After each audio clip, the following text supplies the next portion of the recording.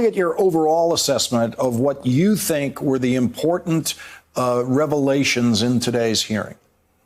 Well, my first revelation that I was surprised by, as you know, I've been out about the country, was just the ferociousness that some of my colleagues, and you hear this from the president as well, going after law enforcement, going after the FBI. I followed Senator Cruz, and I was shocked because he literally said, you know, they're not Jason Bourne, they're Beavis and Butthead.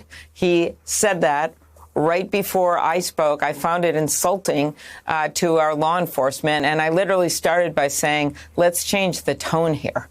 There are people putting themselves on their lives on the line every day on behalf of our country. And in fact, we have here a report where the Inspector General looked at an investigation and found that, in fact, this investigation was launched not for reasons of bias, but it was launched because of security concerns, because a friendly country, in this case, an Australian diplomat, reported some information. That happened.